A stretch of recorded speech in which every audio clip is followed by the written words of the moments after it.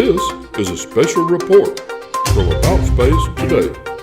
Welcome to Special Report. I'm David Denault.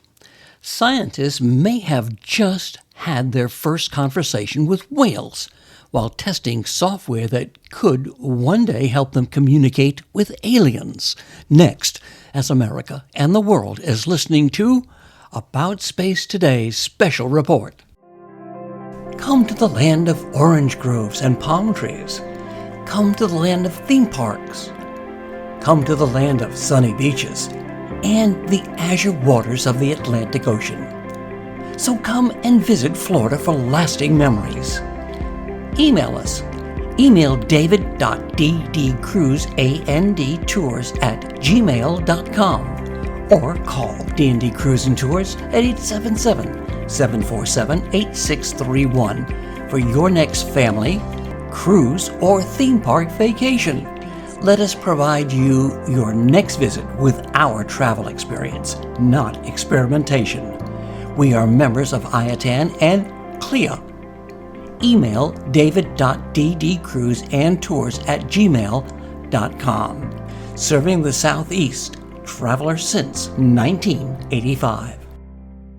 Welcome back. A team of scientists from the SETI Institute, the University of California, Davis, and the Alaska Whale Foundation are studying humpback whale communications off the coast of Alaska when they detected the underwater greeting signal from a whale they call Twain. Deborah Bird of Earth Sky reports. On December 12, 2023, scientists from the SETI Institute in Mountain View, California, described their close encounter with a humpback whale. You might think of SETI research as looking skyward for extraterrestrial intelligence. But there's a whale SETI team now, too. It's been looking toward Earth's oceans, studying the way humpback whales communicate. The SETI team wants to develop what it calls intelligence filters to use in the event that an extraterrestrial intelligence would try to communicate with humans. And the team said on December 12th that it had a big recent breakthrough with a humpback called Twain. Twain heard the recording, then approached and circled the team's boat, and Twain talked back, responding in a conversational style to the whale greeting signal. In all, the exchange lasted 20 minutes. The whale, Twain, responded to each playback call and matched the interval variations between each signal. Research leader Brenda McCowan of UC Davis said, "We believe this is the first such exchange between humans and humpback whales in the humpback language." The whale SETI scientists said they'd continue to study whale communication with the goal of someday deciphering messages from intelligent civilizations beyond Earth. We're Earth Sky, and I'm Deborah Bird.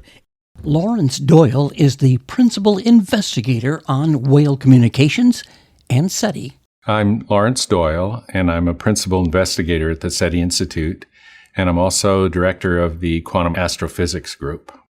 We have all these communication systems on Earth. All animals communicate, and if we're going to expect an extraterrestrial signal that's non-human, we should practice on non-human communication systems.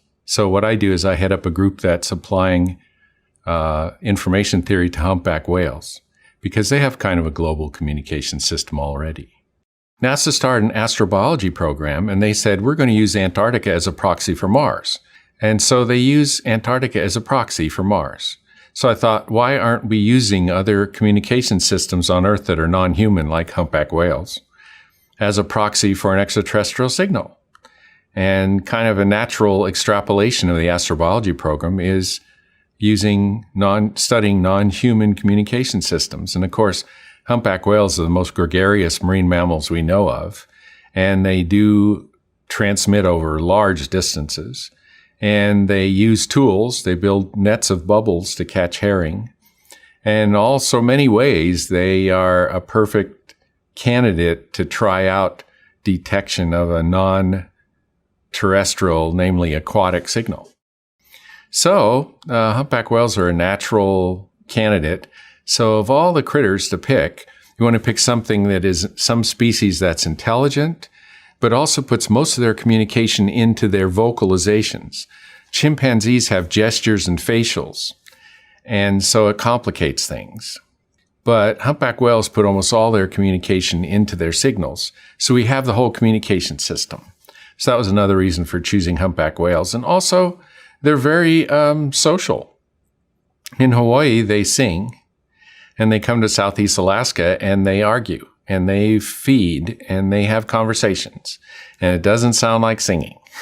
See, what's interesting about humpback whales is we've taken from they jump up in the air and smack the water, and you can get mitochondrial DNA out of the skin that they leave when they do that.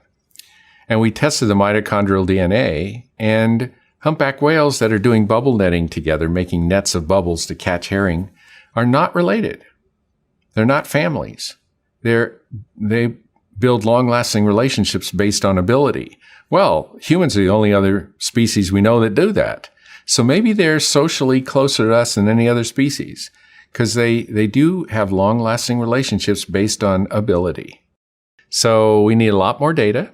We have a hydrophone array now that we deployed in the field, so we can time the vocalizations from different humpbacks and identify who's moving toward who and vocalizing what.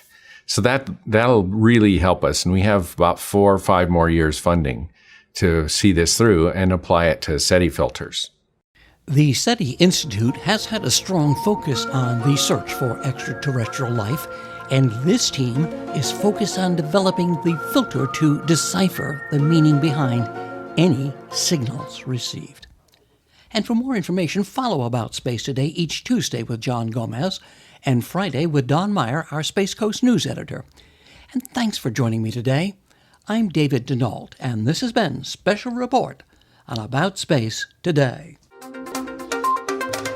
This has been a special report from About Space Today.